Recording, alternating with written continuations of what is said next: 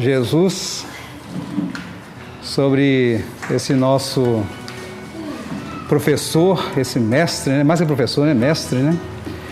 Que cuida da gente há séculos e séculos aí, que a gente nem imagina o quanto que ele está envolvido na nossa caminhada em direção a Deus. Hoje nós vamos falar do versículo 6, né? Está lá em João 14:6. Eu sou o caminho, a verdade e a vida. Quando chega dezembro, Pedro, quando chega dezembro, o que você mais pensa em dezembro? Descansar. Descansar em dezembro? Ah, porque tem as férias, né? Ah, sim. O que acontece do dia 24 para o dia 25, hein? Você sabe o que acontece? Sei. O quê? Férias. Férias também? Você vai ficar férias dezembro inteiro? 24 é o Natal. É o Natal? Ah, bem lembrado, é o Natal. E o que acontece no Natal, hein? A gente comemora o Natal. Ah, mas comemora o que no Natal? Eu já sei. É o dia da gente ganhar presente, não é? É bom ganhar presente? Eu também gosto de ganhar presente. É bom dar presente também? É bom dar presente também, não é?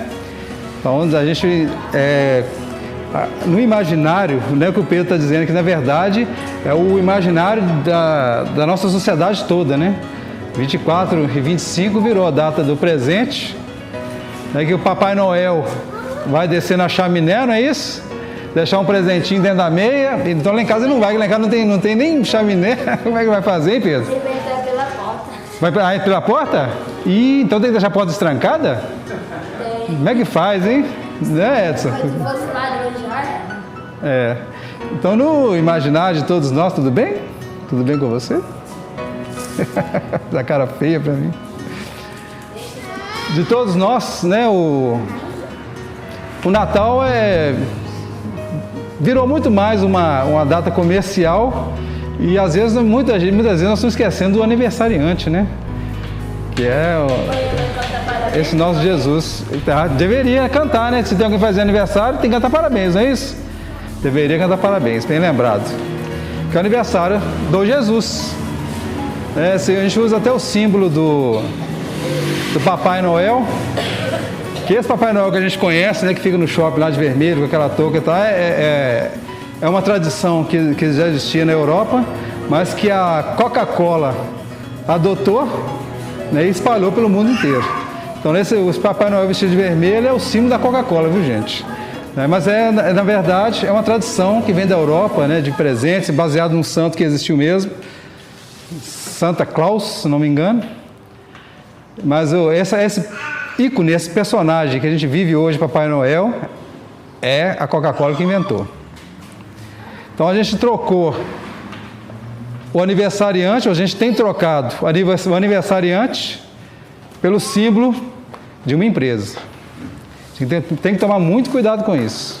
Aliás, não estou falando ninguém para não dar presente, gente. Inclusive, se alguém quiser me dar presente, pode dar presente, né, Pedro? Você vai abrir mão do seu presentinho, Pedro? quando chegar lá, eu vou rasgar todo. É mesmo? Eu vou rasgar o papel primeiro. Ah, o papel do embrulho, né? Você já pediu alguma coisa para Natal? Já. Você quer contar para mim aqui? Fala baixinho, fala aqui no ouvido, deixa eu ver. Uau! Que chique! Surpresa, né? Não pode... conta não, Pedro. Conta não.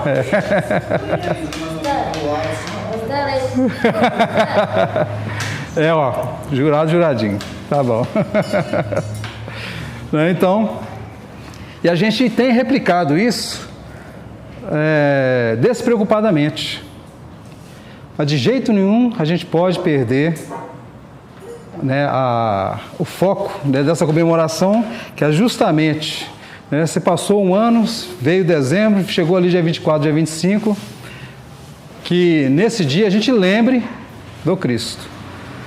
Se a gente tem as nossas festas, tem as nossas famílias, tem os eventos de escola, mas não esqueçamos, né, de entrar em conexão com Deus. É o dia de uma prece, é o dia de uma reflexão.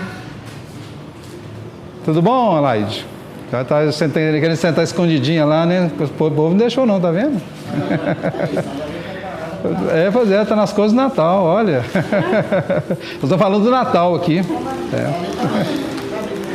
Então, gente, não esqueçamos do aniversariante. Existem as músicas de Natal, são músicas muito bonitas, que elevam o espírito mesmo, né? São músicas que... Eu conheço. Deixa eu ver aquela música, né? Sim. Essa aí você conhece, né? É música de Natal, pois é. Tem muitas músicas de Natal que lembram do Cristo, que elevam nossas almas. Nenhuma das tradições do Natal o Espiritismo é contra. Né? O que nós não podemos esquecer é do aniversariante, que é o caminho, a verdade e a vida. E hoje nós vamos pedir aqui a ajuda do Emmanuel, lá no livro Vinha de Luz, capítulo 175. 175.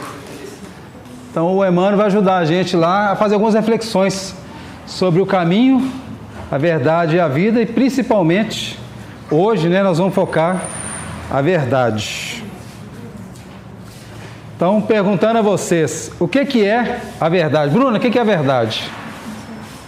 Você não sabe? Vou te dar um exemplo aqui, você vai falar se é uma verdade ou não. Eu estava lá na sala de aula. Você sabe quando você mastiga um papelzinho? Você tira, sabe o miolo da caneta? Você tira o miolo da caneta, você mastiga o papelzinho, coloca o papelzinho dentro da caneta e acerta o colega do lado. Aí coloca aqui, acerta o outro colega do lado. Isso é bonito fazer? Não é bonito, né? Aí o aluno reclama, vai na professora, a professora chama a diretora chega na frente, pergunta assim, é eu que estava fazendo, é você não, tá? Então, quem que estava jogando bolinha de papel no colega? Aí eu mais que depressa, foi a Bruna. Eu falei uma verdade? Não. Falei uma mentira, não foi? Então o que é a verdade? Tem gente que põe bolinha pequena assim, põe no canudo e sopra. Sopra, né? Pois é. O que é a verdade? O que é a verdade, hein, dona Marta? Verdade é não mentir, mas só falar a verdade. Tipo assim, está. Usa ela, né? Então, muitos usam ela ainda, né? A mentira, né? A verdade, a mentira, né? A mentira, né? Entendi. Pode continuar, Pedro. E, tipo assim, vai pegar assim, ó, aí... Pega o quê? Tipo assim, mas que eu não peguei o lanche da pessoa, aí... Ficou de castigo. Ah, porque pegou o lanche do outro, né? Entendi. Mas o que é, hein, Edson? O que é a verdade, hein? Porque Jesus falou que ele é a verdade. Essa aqui é a verdade. A verdade não é mentira. Não é mentira. Então nós somos, até agora nós não saímos, né? De verdade, mentira. Mas Jesus falou que ele é a verdade. Ele não falou que ele fala a verdade, ele falou que ele é a verdade. Como é que é isso, hein? Ixi, complicou, hein? Ele é a verdade. Dentro da lógica do Espiritismo, uma das partes dessa verdade é o moral, né? O moral que o senhor tem é a verdade. Porque vai trabalhando de uma forma que Jesus quis dizer que trouxe a parte do Pai, né? E o nosso Pai é só verdade, né? Então, o seu caminho, a verdade e a vida, né? Vamos dizer, ele veio trazer para o Pai, então, ele trouxe todos os ensinamentos, tudo que ele fala é verdade, né? Trouxe a essência do amor, né? Sim. Aí voltamos lá na situação, né? Ele falou a verdade, mas ele falou que ele não é só fala a verdade, ele falou que ele é a verdade. Este aí. O que é, hein, Edson? Por que Jesus avisa para a gente que ele é a verdade, que ele é o caminho, que ele é a vida?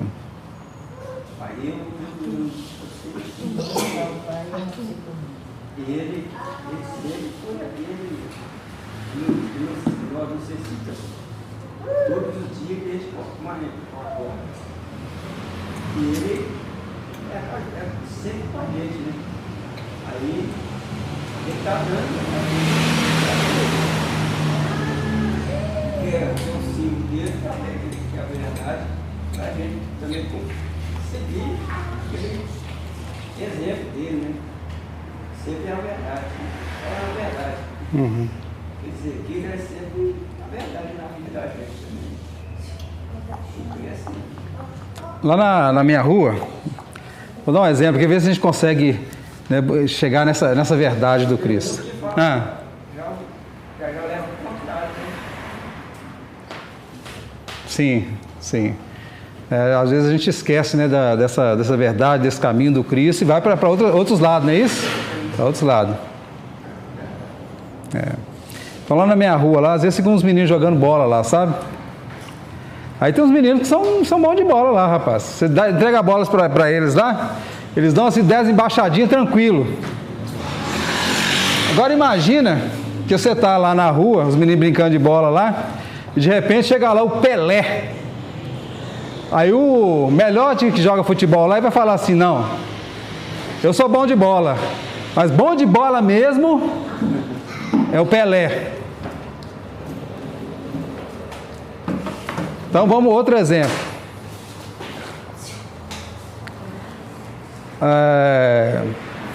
Minha menininha, a Cecília, cai, machuca o joelho. Dá aquela raladinha, né? Aquela raladinha no joelho lá.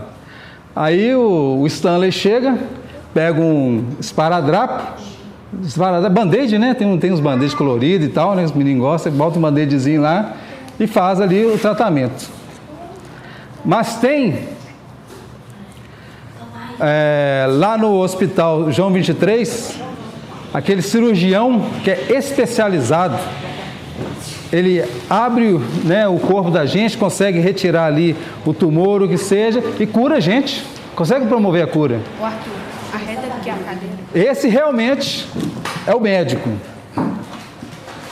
Então tem eu, que fiz a lição esparadrapo, e tem um médico que estudou no mínimo 7 anos e tem formação e estuda todo dia, porque o médico, você sabe disso, né? O médico tem que estudar todo dia, tem que continuar atualizado sempre. Então tem aquele que sabe fazer um curativozinho, ajudou, né? Resolveu o problema, né, William? Se a pessoa ralou o joelho ali, você passou o remédiozinho, o tal do metiolate diferente, hoje mudou, né? Metiolate não dói mais, né?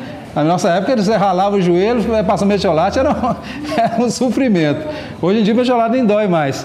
Você passa os esparadrapo e resolveu o problema. Mas tem aquele que sabe cuidar de doença de verdade, que é aquele que estudou, está preparado para aquilo, que vai no hospital lá e consegue fazer cirurgias complicadíssimas. Então é esse que realmente vamos dizer assim, o médico. Então tem eu que sei passar o esparadrapo e tem o médico. Tem eu que sei dar 10 embaixadinhas e tem o Pelé, que é o jogador de futebol. Quem não gosta do Pelé, gosta de falar que é o Maradona, não vou brigar com ninguém, viu, gente? Então, não, o Maradona que é o bom. Não, o Messi que é o bom, não tem problema. É esses caras que são aqueles que realmente conhecem de futebol. Então tem eu que sei dar 10 embaixadinhas e tem o jogador de futebol Pelé. Tem eu que sei colocar um esparadrapo e tem o médico, que é especializado na medicina, na cura. E tem eu que falo algumas verdades e tem Jesus, que é a verdade. Não sei se deu para entender, né? Tem eu jogando futebol, tem o Pelé. Tem, né, eu colocando esparadrapo no joelho e tem o médico, que é especializado nisso. E tem eu, que posso viver ou falar algumas verdades, mas tem Jesus, que está muito acima da gente. Vou falar. Também, não excluir o que você está falando aí, quando Jesus falou, ninguém vai ao Pai a não ser por mim, também é o topo, né? É o topo, exatamente. Exatamente. É o guia. Então o Emmanuel, ele fala lá pra gente: por enquanto, ninguém se atreverá, em boa lógica, a exibir na Terra a verdade pura ante a visão das forças coletivas. Em outras palavras, ele está falando o seguinte aqui: não tem como você falar a verdade pura para o povo, em geral. Não tem como. Porque você sabe quando você está tranquilamente dormindo em casa, aí alguém chega e liga a lâmpada no meio da madrugada, que dá aquele clarão, que você não consegue olhar direito? Então, a verdade, muitas vezes, pode ser esse clarão que você não consegue enxergar direito. Então, muitas vezes, a gente tem que medir a verdade para aquele que está nos ouvindo. Uma criança te pergunta: pai, criança de 3 anos, pai ou mãe, né? Como que a gente nasce? Pergunta difícil de responder para uma criança de 3 anos, não é? Você vai falar ali, né, de casal, de contato sexual, você não vai, a verdade é essa, né, que existe um casal, existe um contato sexual, às vezes existe a dificuldade de união das células, né, um caso muito comum hoje em dia, a dificuldade na união das células. Existe todo um processo reencarnatório do espírito que está de um ser que está no plano espiritual, que vai se materializar. Você tem o caso se não me engano, Missionários da Luz, a reencarnação de Segismundo. O André Luiz pega um exemplo de uma reencarnação desde o início, desde quando o espírito ainda está preparando para reencarnar. Então é algo assim muito complexo. Você se prepara antes da reencarnação, você faz uma programação com as possibilidades daquilo que a gente vai passar aqui no plano físico, e você prepara um corpo, né? Se você já tem uma capacidade intelectual, espiritual e moral, você mesmo, vamos dizer assim, você dá mais palpite na sua própria reencarnação, com que tipo de corpo que a gente vai ter, com que tipo de reencarnação que você vai ter, onde você vai nascer, com quem serão os seus pais. Quando você já tem um ascendente moral, a gente consegue ajudar no planejamento. Quando a gente não tem, existem os espíritos superiores a nós, mais inteligentes que nós, que nos auxiliam nessas escolhas. Mas o máximo possível, a espiritualidade tenta nos proteger do nascimento compulsório. O único caso aqui que eu lembro aqui de reencarnação compulsória é daqueles suicidas que estão no plano espiritual por causa da droga.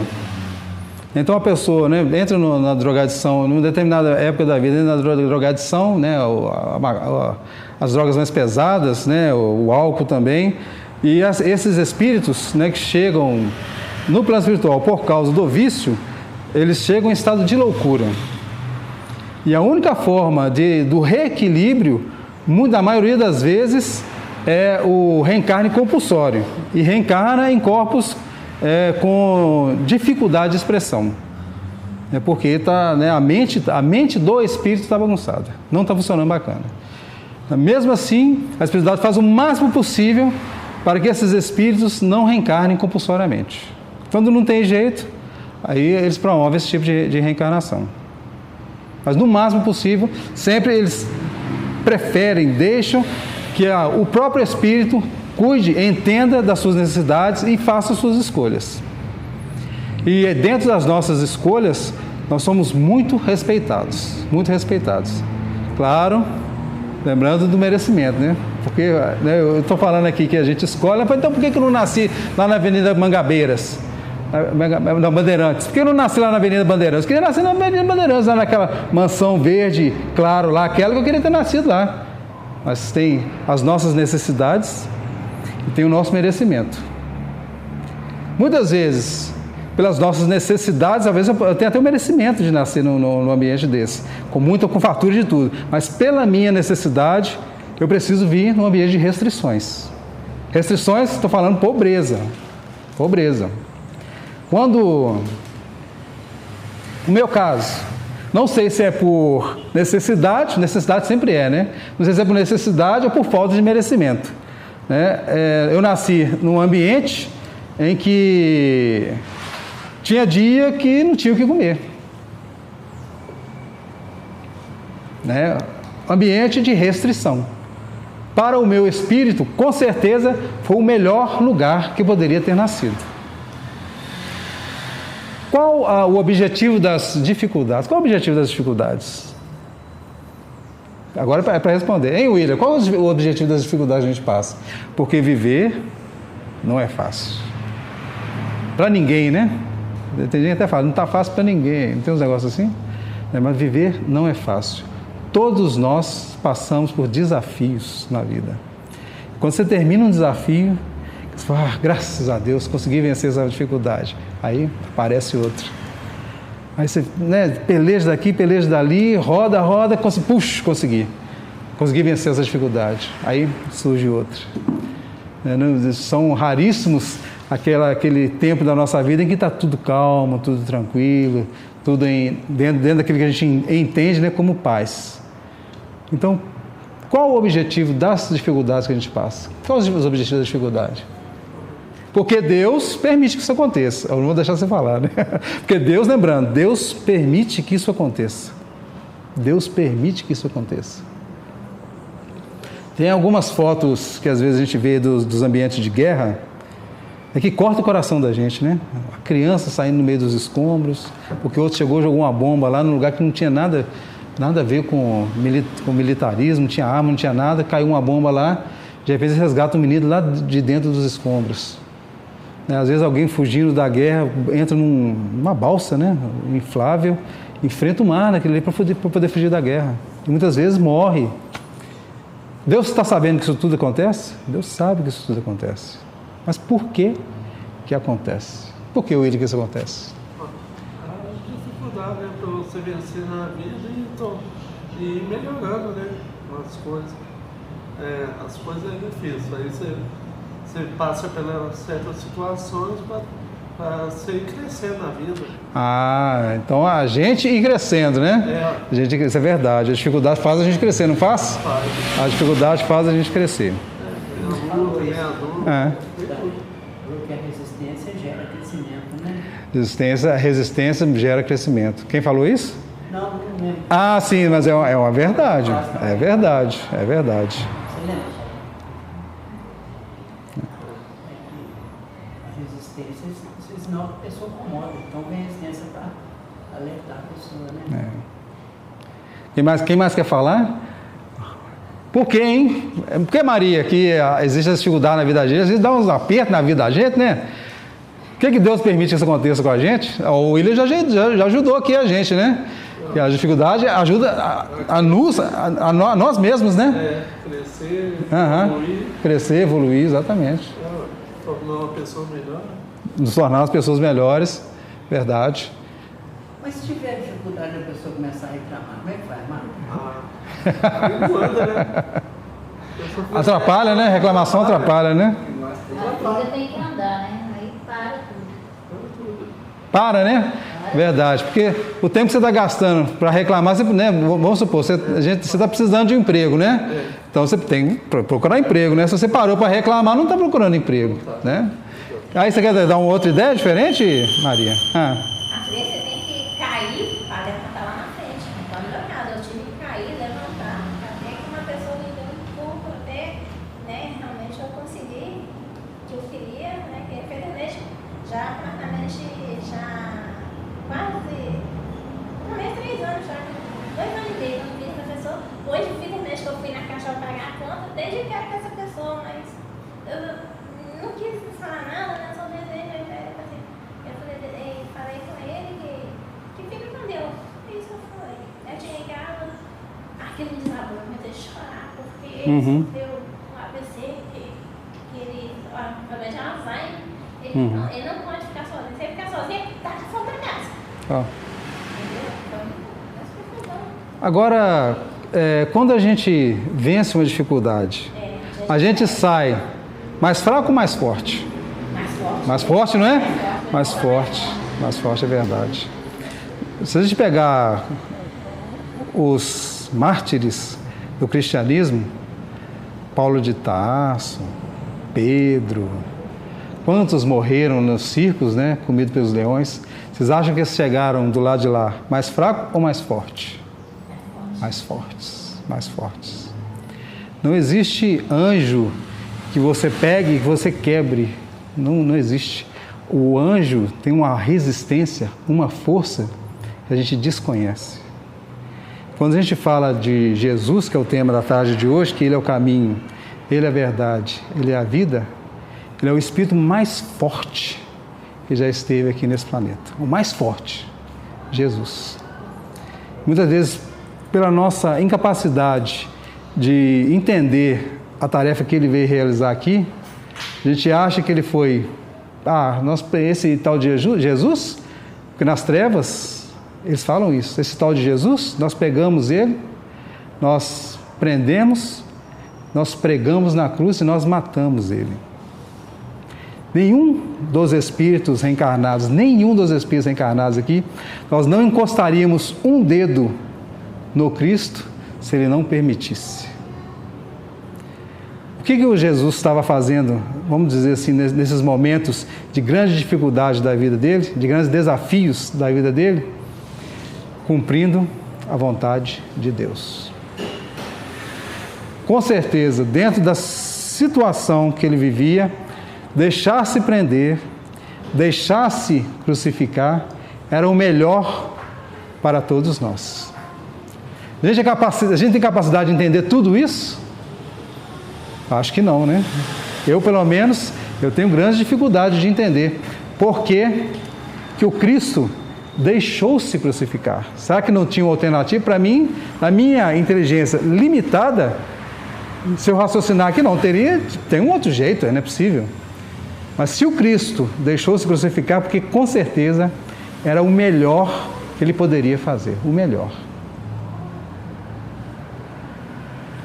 Então, voltando, né, à questão das dificuldades, todas as dificuldades que nós passamos por ela, nos deixa mais forte. Muitas vezes, eu caio na reclamação, muitas vezes a dificuldade, eu não dou conta de vencer, eu me envolvo em situações que, vamos dizer assim, que eu troco a mão pelos pés, né? Você tem uma inteligência, nasce num ambiente de restrição. Você procura trabalho, não consegue. Aí você fala, não, vou usar minha inteligência para roubar um banco. Aí você vai, né? Igual se fizeram um assalto, tem um assalto aqui do Banco Central, né? Que aquilo foi, eu fico impressionado com aquilo, né? Espíritos como nós, inteligentíssimos, né? Fizeram um plano lá de cavar um túnel, né? Coisa de engenharia avançada, cavar um túnel para poder sair dentro do cofre do banco e retirar dinheiro dentro do Banco Central, que deveria ser um dos bancos mais seguros do nosso país, né? Então, eles utilizaram a inteligência para cometer um roubo. Então, eles estavam de frente de um desafio, que eram as dificuldades que eles estavam enfrentando, vamos dizer assim, e resolveram usar a inteligência para cometer um roubo. E a gente não pode se deixar levar por esse tipo de ideia. Nenhum ato negativo em nossa vida pode ser justificável. Aí eu cometi esse ato negativo aqui, mas é por causa disso, por causa daquilo. Não, todo ato negativo que nós cometemos, e como todos nós somos espíritos imperfeitos, todos nós estamos sujeitos a errar. Todos nós. Eu já errei, o William não sei, você também não sei, mas eu já errei. E daí, dentro do nosso planeta de prova e expiação, a característica dos espíritos que estão aqui reencarnados são espíritos que estão sujeitos a erro de uma hora para outra. Então, muitas vezes nós fazemos escolhas, vamos dizer assim, escolhas indevidas. Agora, o que nós devemos fazer, quando entendemos desses erros que muitas vezes a gente comete, é de assumir a responsabilidade. E o que é assumir a responsabilidade perante um erro? Consertar aquilo que você fez. Tem um caso de um espírita, ou de um espírito, que ele começou a frequentar os centros espíritas, ele começou a ouvir muito falar desse negócio de lei de causa e efeito, que aquilo que a gente fez a gente tem que consertar, que a gente fez a gente tem que consertar. E quando a gente parte para consertar a vida, né? Vamos dizer assim, consertar aquilo que a gente fez de errado, por livre e espontânea vontade, o mérito é maior. Então ele começou a ouvir essas ideias, eu falei, estou lembrando aqui, eu tenho uma lista de várias coisas que eu tenho para consertar na vida, mas tem uma aqui que eu já posso fazer. Teve um dia que eu fui convidar para uma festa na casa de uma pessoa aí, e num determinado momento lá eu entrei para dentro, a festa estava ocorrendo lá na beira da piscina e tal, babá, eu fui entrar para poder ir ao banheiro, fui fuçar a decoração da casa, esbarrei num jarro e quebrei o jarro. Então, como a casa estava vazia, estava todo mundo lá fora, eu peguei aquele jarro, embrulhei no jornal, joguei no lixo, ninguém ficou sabendo que era eu que tinha quebrado o jarro. Então, ele comprou um jarro mais ou menos semelhante, né? Que fala, isso aqui deve ser mais ou menos o mesmo preço daquele jarro que eu quebrei lá. Comprou, embrulhou para presente e foi na casa da pessoa. Levou lá, entregou, falou aqui, ó. Você lembra de um vaso assim, assim, assado, que teve uma festa que quebrou? Que você não ficou sabendo quem é que quebrou? Eu falei, lembro mesmo. E até hoje não sei quem quebrou. Pois é, fui eu. Eu trouxe aqui um outro, você me desculpe, né? Eu trouxe aqui um outro vaso, eu espero que seja semelhante àquele que eu quebrei. Eu sei que eu fiz errado, mas até aqui estou tentando consertar. Eu não sei o resto da história que deu, né? Mas a pessoa da casa deve ter aceitado, né? Eu pelo menos aceitaria. Então, o Cristo, quando esteve aqui no nosso meio, a gente vai desviando, e eu esqueço o ponto central, né? Até a maneira dele falar, ele tinha que medir a verdade, para não ser aquela verdade, né, daquela lâmpada que a gente liga e alguém acende no seu rosto de madrugada e não deixa você ver direito. Então ele tinha a medida da verdade para todos nós, a não ser para duas coisas. Para duas coisas ele foi muito claro, sobre a humildade e sobre a necessidade da caridade. Ele fala da humildade no Sermão da Montanha. Tudo que está ali no Sermão da Montanha é o resumo daquilo que a gente tem que fazer na vida. O senhor está falando sobre, gosta muito de falar sobre moral, né? Daquilo que a gente tem que ter na vida, o moral. E o Edson um dia me ensinou, eu preparei um estudo todo aqui, os slides e tal, e fiz uma pergunta, igual eu tenho que fazer para a turma aqui. E num determinado ponto da resposta lá, o Edson chegou na solução. Não, para a gente solucionar isso aí é o nosso comportamento. A resposta do Edson foi muito melhor daquilo que eu tinha preparado como resposta certa lá. Então, comportamento, moral e comportamento, né, Edson? Comportamento. Não adianta a gente ficar de blá, blá, blá, blá, blá, blá, blá, blá, e na hora do comportamento a gente não dá conta. Então, a gente tem que tem empenho também no comportamento, naquilo que a gente faz. Muito bem. Então, no Sermão da Montanha, o Cristo deixa bem claro, né, a importância da humildade. Quando ele fala das criancinhas também, né, eu entendo que a gente tem que ser como uma criança, eu também entendo isso, a gente tem que ser humilde, né, como uma criança, estar aberto ao novo, ao aprendizado, né, saber que não é dono da verdade, isso é muito importante, saber que nós não somos dono da verdade, isso é muito importante. Humildade, básico. E a outra coisa, caridade. E de acordo com o Espiritismo, caridade é benevolência, indulgência e perdão. Benevolência, muito simples, sejamos bons. Alguém tem dificuldade de entender o que é isso? Você tem que ser uma pessoa boa. Alguém tem dificuldade de entender isso? É fácil, né? Sejamos bons. Indulgentes. Indulgente, a gente muitas vezes peca nisso no julgamento. E julgamento é uma coisa difícil, né? É uma coisa difícil. Eu agora estou trabalhando julgamento no trânsito. Na saída do bairro lá, né, você tem que sair quando eu saio do bairro, eu tenho que sair pela direita em direção ao Sabará, fazer um retorno lá na frente para poder ir em direção ao Belo Horizonte. Só que ninguém, ou grande maioria, não faz esse retorno. A não ser os motoristas de ônibus que são obrigados a fazer, né? Mas a grande maioria dá ali né? Como é que é? Quebra de asa. Uma quebra de asa, né? Eu ia falar banhanada, né? Dá uma banhanada, uma quebra de asa ali, né? E às vezes né, coloca em perigo quem está vindo, quem está indo, né? É um local que já aconteceu várias batidas, eles já colocaram lá um redutor de velocidade, mas é incrível, né? A não ser quando tem uma viatura parada lá na esquina, aí todo mundo vai certinho, né? Faz lá, faz a volta lá embaixo e faz o retorno. E me irritava muito, porque muitas vezes, por causa desse retorno que a maioria dos motoristas fazem, atrapalha o trânsito, né? Você tem que parar, né? Você está atrapalhando a fluidez do trânsito, né? E você faz o caminho lá embaixo. Por que se eu faço o caminho lá embaixo, o outro não pode fazer? Né? Não, mas pega o retorno, faz lá embaixo, né? E eu estou tentando trabalhar isso. Não me irrita, não sei se alguém tiver alguma dica, me passa, pelo amor de Deus, porque é difícil. Você vê alguém, né, quebrando as regras de trânsito, colocando perigo de um monte de gente, da vida de um monte de gente na sua frente, é difícil. Para mim é difícil, né? Quem já conquistou isso, parabéns, mas é difícil. E eu toda vez que eu vou passar nesse local, eu mentalizo. Temos que cumprir as normas. Normas de trânsito, normas da vida, as leis da nossa sociedade, as regras do meu ambiente de trabalho, né? São as regras que a gente tem que buscar cumprir sempre. Que a gente às vezes nem sempre a gente consegue, né? Às vezes a gente consegue. Mas pelo menos não se irritar com aquele que faz aquilo que é incorreto. Não se irrite com isso.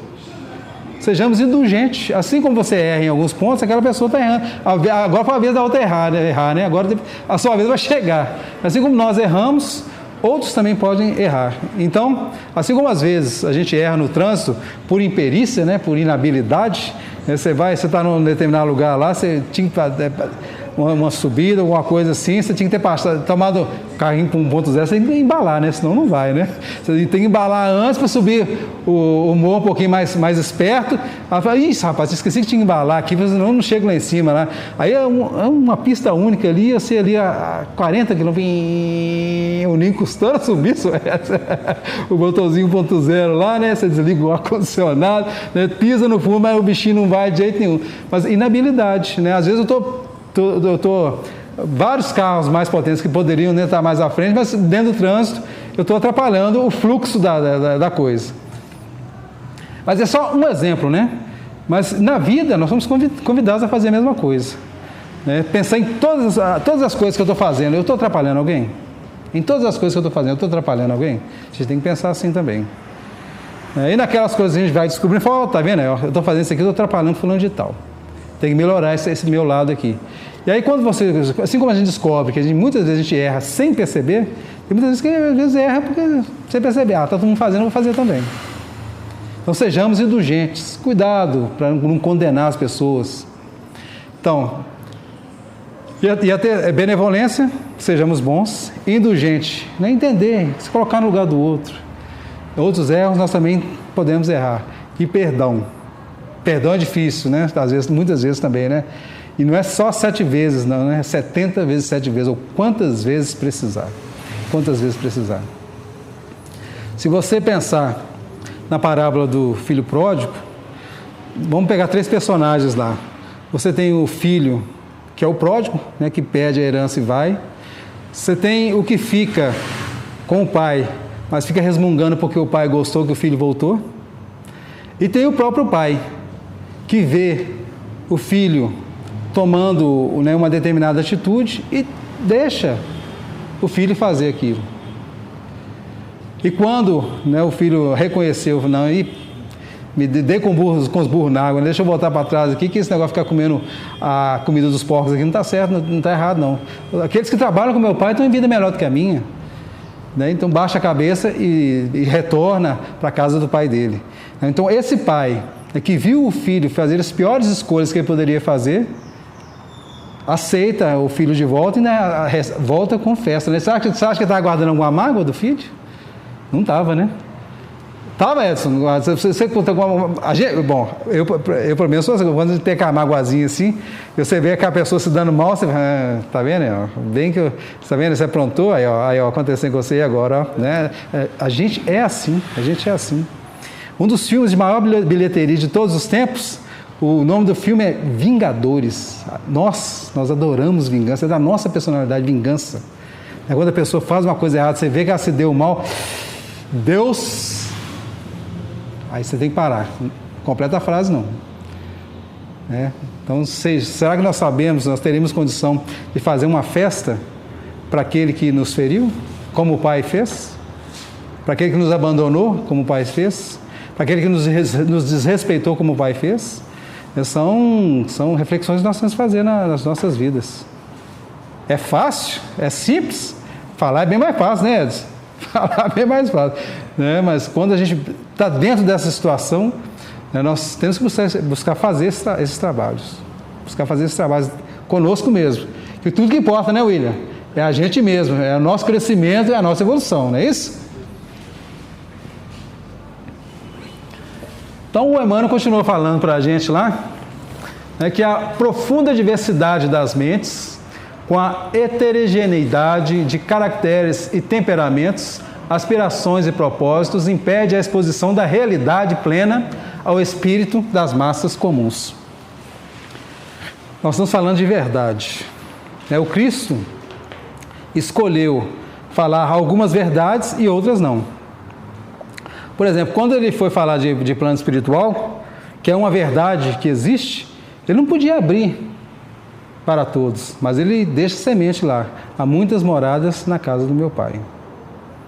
Mas aquele povo, aquela turma que estava ao redor do Cristo, não tinha condições de entender plano espiritual como o Espiritismo traz hoje. Então são várias mentes, várias características, e cada um entende a coisa de um jeito diferente. Se a gente estivesse aqui no meio de bancários, só fossem bancários que estivessem aqui, e eu falasse de débito e crédito, todo mundo entenderia facilmente, porque o bancário vive com débito e crédito o tempo todo. Mas se você não tem uma vivência dentro do débito e do crédito, você não vai entender de que você está falando. Se fossem só médicos que estivessem aqui, eu falasse aqui da taxa, o nível de glóbulos brancos, todos eles saberiam de que você está falando, todos os médicos saberiam. Mas se você, muitas vezes a gente não tem um estudo, não teve acesso a sobre esse tipo de biologia. Quando fala glóbulo branco, o que é esse negócio de glóbulo branco? O que é glóbulo? Não é glóbulo? A palavra que é essa que você está falando aí? Então, aquilo que eu falaria para um grupo de engenheiros, para um grupo de médicos, com o linguajar que eles utilizam, os advogados também, né? A turma do direito, a turma do direito, eles têm uma linguagem toda própria deles também. Eles usam palavras que são muitas vezes desconhecidas para a maioria das pessoas, mas que dentro do viver deles lá é normal, é natural. E para você que não vivencia lá, você não consegue captar aquilo lá. Então, assim como as profissões, elas criam esse tipo de... peraí, só falei de engenheiro, falei de médico, né? Mas aí você vai para um pedreiro, né? E você olha um tijolo e fala, não, aquele tijolo está fora do prumo. Tem gente que vai saber o que é, tem gente que não vai saber o que é. O que é prumo? Que tijolo está fora do prumo? Aquela quina ali está fora do esquadro. O pedreiro sabe o que é isso, de que está falando. E muitas vezes, se você não vive aquilo ali, você não sabe o que está falando. Você tem um pintor, né? Você está diluindo essa tinta direito aí? Qual a proporção de água que você botou aí? Dona Marta, de vez em quando faz umas pinturas, né, Dona Marta? Só dilui a água certo, né? Lá em casa eu olho na embalagem? A receita. Na embalagem lá, né? Pois é. Eu vou por aquilo lá, e dá certo. O pintor, quando é experiente, né? Quando ele vê você passando, né? Molhando o rolo lá e passando na parede, pela quantidade de respingo que dá, ele sabe se a diluição está certa ou não. Essa mistura de água ali da tinta está certa ou não. Então são saberes. Então Jesus, que estava cercado de pescadores, carpinteiros, né? Então ele falava para aquele povo de acordo com aquilo que eles entendiam, agricultores, né? De acordo com aquilo que eles entendiam. E tem muitos símbolos que Jesus usou que funcionam para a gente tranquilamente hoje. Né? Quando você fala de a semente, né? Todo mundo sabe o que é a semente. Todo mundo sabe que quando ele compara, por exemplo, o reino dos céus como uma semente, como um grãozinho de mostarda, né? Que é uma das menores das sementes, e a gente entende que a semente é uma coisa que você coloca dentro. Então o reino de Deus é algo que está dentro. E o Cristo afirma, né, com todas as palavras, o reino de Deus está dentro de nós. Dentro. O reino de Deus é dentro de nós. Como uma semente, ou como uma pérola que fica dentro, ou como um fermento que fica dentro da massa. O reino de Deus é dentro de nós. A gente às vezes fica querendo o reino de Deus espetacular fora de nós, um planeta melhor fora de nós, mas esse planeta melhor fora de nós é resultado do reino de Deus ou do planeta melhor dentro da gente. Dentro da gente. Por exemplo, do lixo, né? O lixo. Outra coisa que me irrita. Hoje a cidade vai puxando minha orelha, negócio de irritação, hein? Você vê, você está, né, numa estrada qualquer, num lugar qualquer, alguém pega uma latinha, né? E simplesmente joga da janela do carro. Joga um papel de bala, né? Mas e se todo mundo no planeta começar a jogar latinha e papel de bala da janela do carro? O que vai virar? Um pedacinho de papel desse tamanhozinho assim, ó. Mas se todo mundo começar a tomar essa atitude, olha o quanto que isso vai prejudicar. Mas o mundo melhor renasce nas pequenas coisas mesmo, as pequenas coisas, né? Não existe fora do carro, né? Se você jogou para fora, você está jogando na sua casa, que chama terra. Você jogou o lixo. Você sabe fazer, não tem nada, não? Pois é, só uma latinha aqui, só uma latinha. Não tem nada do pequeno mesmo, que é o perigoso. Então, eu tinha um colega. Grande, né? Eu tinha um colega que falava assim, dona Marta, que não, a gente tem que jogar o lixo fora, porque senão vai tirar o emprego dos garis. A mentalidade, né, desse companheiro, não posso falar o nome dele aqui, espero que ele não assista, mas ele sabe. Se ele assistir, ele sabe de que eu estou falando é dele, né, para defender o emprego dos garis. Agora, as nossas necessidades, né, de aprendizado estão todas as pequenas coisas, primeiro principalmente. Pequeno, né? Tem que tomar cuidado. Exatamente. Então, cada escola religiosa, em razão disso, mantém no mundo cursos diferentes da revelação gradativa. A claridade imaculada não seria, no presente estágio da evolução humana, assimilável por todos de imediato. Toda vez que eu vou conversar com os colegas de outras religiões, eu sempre tenho o maior respeito sobre todas as religiões daqueles que convivem comigo. E eu sei que eles estão no lugar certo. Então, quem adota, né, a posição de evangélico está certo. Quem adota a posição de católico romano está certo. Quem adota a posição de umbandista está certo. Qualquer religião que vocês pensarem, dentro daquela região ali, a pessoa está certa. A pessoa está certa. Aí vocês poderiam virar para mim e dizer assim, então por que você está no Espiritismo então? Para que veio o Espiritismo então? Será que qualquer religião serve? Para que existe o Espiritismo? Existe uma sede na alma de cada um de nós, a sede de espiritualidade. E muitas vezes, o que mata a sua sede de espiritualidade é você cantar junto com o pastor, você ver aquela vibração dentro da igreja, aquilo te preenche. Você está com sede, todos nós temos sede de espiritualidade. E aquilo preenche a sua espiritualidade. Se isso está preenchendo a sua espiritualidade, ótimo. Se você é católico, você gosta dos rituais, né? A igreja, por tantos séculos, né? ela tem o passo a passo de uma missa, por exemplo. Né? Você tem um momento de ajoelhar, tem um momento de levantar, tem um momento de sentar, tem um momento da hóstia, né? Da Eucaristia. Né? E não se enganem, viu gente? Não se enganem. Os médiuns que já foram nas igrejas católicas, no momento da Eucaristia, os espíritos superiores descem para abençoar aquela hóstia, sim. Sim, e ela fica iluminada. O próprio Chico Xavier já disse que várias vezes, ele frequentava a igreja católica, mas ele era médium, então ele via tudo que acontecia lá. Várias vezes ele viu, né, a bênção de espíritos superiores daquela partícula da hóstiazinha lá. Então os espíritos vão lá mesmo, lá estão reunidos em nome de Deus, estão reunidos em nome de Jesus, então a assistência vem. E a energia chega ali naquela hóstia, sim, chega ali sim. Então quem sente que a sede dele está sendo saciada dentro dos rituais da Igreja Católica, se a pessoa se sente bem ali, ela está no lugar certo. Mas se você está lá dentro, você começa, né, a vir aquela caraminhola, né, Pedro? Vem aquela caraminhola, gente, eu estou achando que tem um negócio errado aqui. Estou achando que tem um negócio errado aqui. Será que no Sabará nós temos várias igrejas lá que a parede é toda folheada, né, coberta de ouro? Ouro mesmo, ouro. Teve uma época de grande dificuldade do Brasil, né, questão de emprego, essas coisas assim.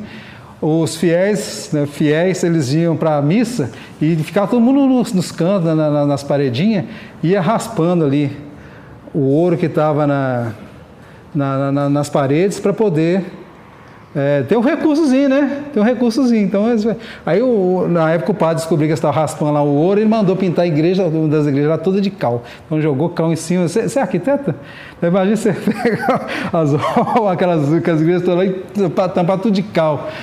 O que que não... Depois teve um trabalho imenso, né, de restauração, mas ele mandou meter cal em tudo, porque o povo parar de raspar lá o ouro. Mas muitas vezes você fica ali dentro ali, eu falo, mas será que esse ambiente, então, será que está certo isso mesmo? Então, se você começou a questionar ali, busca outra coisa, procura. Né? Ninguém é proibido de buscar outras coisas. Né? Graças a Deus, nós vivemos num país livre, né? Nós podemos buscar outras coisas. Né? Ou então, você vê muitas vezes denúncias, não são todos, tá, gente? Não são todos. De determinados líderes religiosos, né, que usam aquele dinheiro que é recolhido ali para o bem dele. Para o bem dele. Não, repetindo, não são todos. Assim como... Então, se você... Né, o pastor que está na sua frente ali, ele está aparecendo no jornal, está sendo denunciado todo... De mês sim, mês não, ele aparece em alguma notícia no jornal de polícia. O que está acontecendo? Sabe que não tem nada errado aqui, não? Então, se você começa a questionar isso, não tem problema buscar uma outra opção. Nós vivemos hoje numa sociedade que permite isso. Né? E vamos falar também daqueles que desejam o mal de outras pessoas através da religião. Que somos todos nós, gente. Todos nós já reencarnamos e muitas vezes nós pegamos em armas para defender Jesus. Parece uma coisa assim que não encaixa de jeito nenhum, né? Como é que eu vou pegar uma arma para defender Jesus? Mas será que Jesus precisa disso? Precisa que eu pegue numa espada, ou que eu pegue num revólver, ou numa espingarda para poder defender alguma coisa do Cristo? Que ato de violência que Jesus teve aqui, quando teve no nosso meio? Ele é o nosso caminho, Ele é nossa verdade, não é isso? Ele é nosso exemplo. Ele teve algum ato de violência? Você lembra, Edson, de alguma vez lá que ele... Não, você me desacatou! Aí ele deu um tabefe em alguém. Nunca, né? Nunca, nem passa pela cabeça da gente isso. Sofreu sem fazer nada. Exatamente. Aceitou a cruz, né? Aceitou. E muito pelo contrário, né? O Pedro, que ficou meio empolgado, se exaltou lá, cortou a orelha do soldado que estava para prender o Cristo, falou, ops! Quem com fé fere, com fé será ferido. Falam com outras palavras, né? Tem outras traduções. Né? Quem com fé fere, com fé será ferido. Guarda essa espada aí, meu filho. Guarda essa espada. Ainda colou a orelha no lugar, né? Deve ser até engraçado, né? Corta a orelha cai no chão, né? Aí pegou, porque não era asfalto, não tinha nada, tinha esse piso laminado bonitinho, igual tinha aqui não. Era no meio da terra, pegou a orelha, deve ter cheio de sangue, Edson. Deu uma limpadinha, daí colou a orelha no lugar. Né? Como é que é isso, né? Como é que é isso? Aliás, tem algumas curas do Cristo que para nós é meio enigmático, né? Ele ainda é muito enigmático. É como a cura de um cego, que ele usa saliva, né? E usa terra para poder fazer a cura de um cego. Né? Que técnica que é essa, né? Tem alguma, eu para mim nunca ouvi falar. Vocês conhecem alguma técnica dessa Faz o barrinho, vai e passa. Se a gente fizer isso, a pessoa fica cega 2 vezes. Né? Pois é. Não, aí o Cristo, ele é... A senhora usou bem a palavra fé, né? Que ele realmente ele tinha a confiança, mas fé. Não, mas aí a fé, né, a gente tem que usar a palavra confiança também, tá? Fé de confiança. Confiança, isso. Confiança. Crer também. Então, sim. Então todas as religiões, gente, todas as religiões devem ser respeitadas. Se uma religião dura por 1500 anos, é porque o bem, algo ali existe de bom que aquela religião ela está professando. Nós temos o judaísmo, por exemplo, que é antes de Jesus e permanece aí até hoje. Eu li um livro falando sobre a história do judaísmo. E é incrível, sabe, assim, a quantidade de ensinamentos que são exatamente iguais ao que o Cristo ensina. Exatamente iguais. Eu uso outras palavras, mas o sentido é o mesmo. A questão da humildade, a questão de se fazer caridade, né? A questão de conexão com Deus. Então, judaísmo e cristianismo muito próximos. Uma vez eu vi um documentário, 7 horas de documentário, chama O Olho de Horus. Na verdade, hoje eu sei, né, que era uma série que eles fizeram, só que na hora que postaram lá no YouTube, eles colocaram todos os capítulos de uma vez. Então eu fui assistindo, né, parava um pouquinho, e depois voltar e esperar um pouquinho. São 7 horas de documentário, chama O Olho de Horus. É um documentário baseado na tradução de um livro de um espanhol sobre os ensinamentos egípcios. Então ele pegou todos os escritos egípcios que ele conseguiu e ele fez ali vamos dizer assim, compilou, ele resumiu em 7 horas, em resumo, resumiu toda a doutrina que os egípcios tinham, que estão lá nas pirâmides e nos templos deles lá. Gente, o negócio é espiritismo puro. Espiritismo puro. Fala de corpo espiritual, fala de reencarnação, fala de evolução, fala da grandeza de Deus, fala do Espírito que cuida de todos nós. Eles só não dão o nome de Jesus, mas fala desse Espírito que cuida de todos nós desde o início desse planeta Terra. O Espiritismo que a gente fala hoje é esse documentário, chama O Olho de Horus. Né? Então, lá no Egito, essa religião serviu para eles lá. Agora, o que mata a minha sede? Falando eu, Stanley, o Espiritismo mata a minha sede de espiritualidade. Você recomendaria qual religião?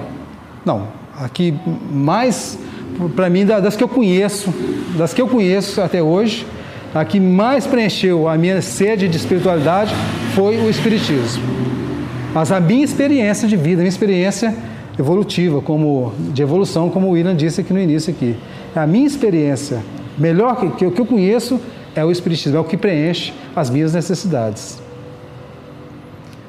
É aquela que me deu paz. Né?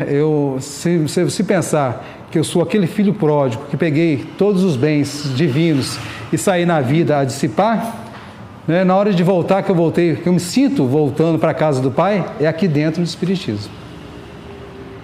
Você vê, não sei o que você está falando. Allan Kardec mesmo, os pais dele eram católicos, levavam a igreja, ele ia, né? Os estudantes nós já vimos isso, né? Uhum.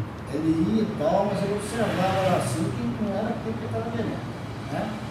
Porque, na realidade, em vidas passadas, você, por exemplo, às vezes já foi, você não quis igrejas, você falou, a evolução é aproveitar cada milímetro que nós evoluímos, aproveitar, né? Exatamente. Vai somando.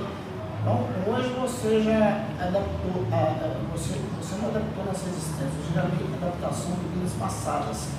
Então, o seu espírito, certo? Hoje observa o seu degrau que está dentro dessa faixa.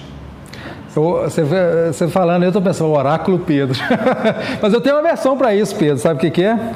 Você vai dando tanto, dá com burro na água, dá com uma hora, você fala, não, peraí, chega, até aqui não deu certo. Vamos fazer um trem diferente agora? Né? Você tentou do mesmo jeito, você está tentando do mesmo jeito, está fazendo a mesma coisa, vai colher as mesmas coisas, né? Você está plantando, não, eu gosto tanto de laranja, mas só tem semente de limão. Mas eu vou plantar limão mesmo, que só tem semente de limão, né? Aí na hora de colher, eu quero colher laranja, não tem jeito, né, Edson? Se eu plantei limão, vou colher o quê, Edson? Abóbora? Não tem jeito, né? Se plantou limão, a gente colhe limão. Então, a minha versão, Pedro, aqui, cansei já, chega de plantar semente de limão. Vamos plantar um cara de laranja, né? Umas outras frutas diferentes, né? Porque tá difícil. Então, a minha versão é essa. Jesus, para ser o diretor de um planeta Terra, acho que ajudou até na criação do mesmo, né? Na realidade, ele passou para ser maracutaia toda, em tudo quanto é religião, em tudo quanto é certo, para poder hoje utilizar a evolução dele, cada um de nós deve subir cada degrau. Quando Emmanuel fala de Jesus, ele fala que o planeta que Jesus fez a evolução, se perdeu na poeira dos sóis. Você imagina, o planeta, né, já deu, ele viveu no planeta, aprendeu tudo que ele tinha que aprender, esse planeta não existe mais. O planeta que ele fez a evolução não existe mais. Nós estamos aqui presos, né, com o pé aqui no bom sentido, sujando o pé de terra e no barro ainda, né? Mas um dia, né, esse planeta que nós estamos aqui vai deixar de existir. E nós vamos estar assim, numa situação que a gente nem imagina, que a gente não tem nem condições de imaginar ainda. Condição de imaginar. Por isso tempo nem planeta nem vai mais, né? Só trabalhar a energia do cosmos. Por isso que falou que o filho do homem tem onde reclinar na cabeça, né? A parte material é que, de acordo com a sua evolução, depois você não trabalha essa parte mais, você trabalha só no espírito. Porque, Pedro, a gente esquece, né, que nós somos filhos de Deus. Nós somos filhos de Deus. Nós somos filhos do dono de tudo. Do dono de tudo. E esse dono de tudo, esse ser, não sei se pode chamar de ser, que é o máximo de tudo que a gente pode imaginar, de bondade, de justiça, de amor, ele nos ama completamente. Ele quer que todos nós sejamos felizes. Deus quer que todos nós sejamos felizes.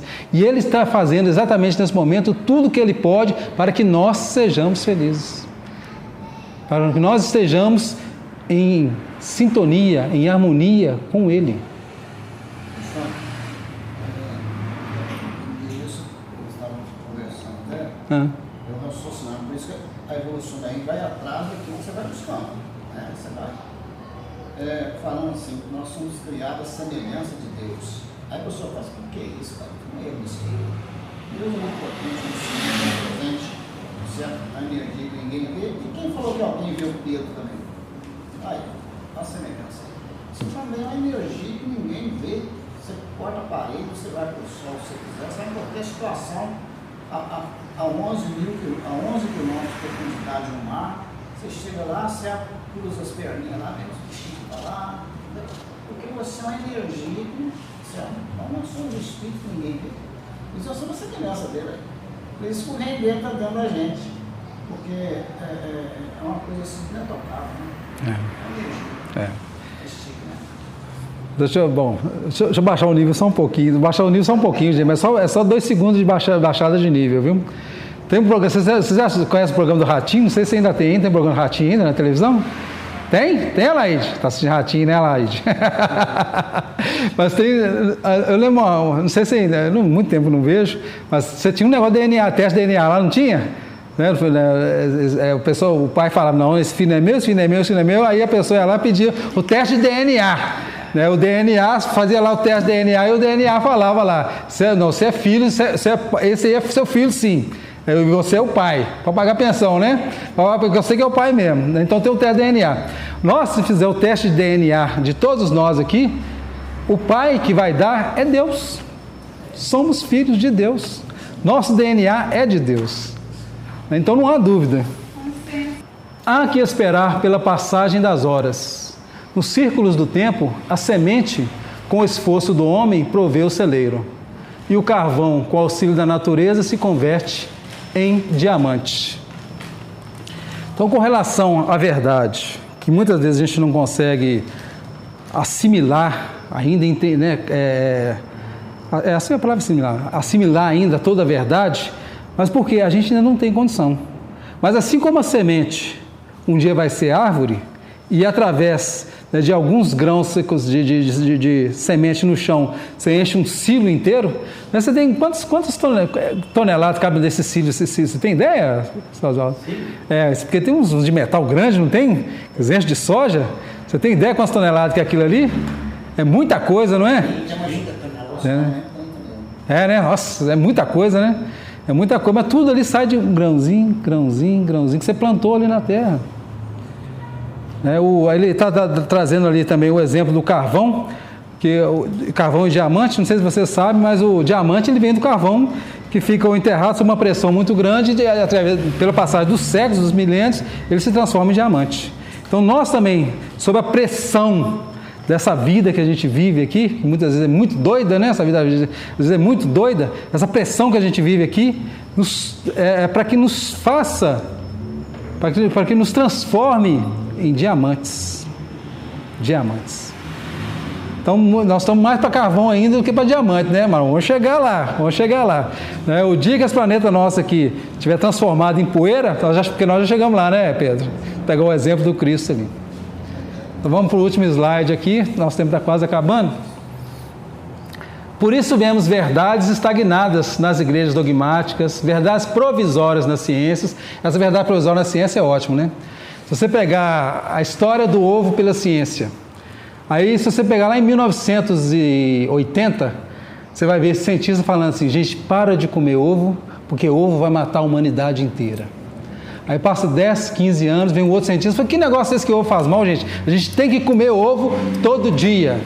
Passa mais 10, 15 anos, vem um outro cientista e fala assim, gente, para de comer ovo, que o ovo está matando a humanidade toda, a quantidade de doenças que o ovo está causando. Então, os próprios cientistas não conseguem chegar sobre, né, afinal de contas, o ovo faz bem ou o ovo faz mal?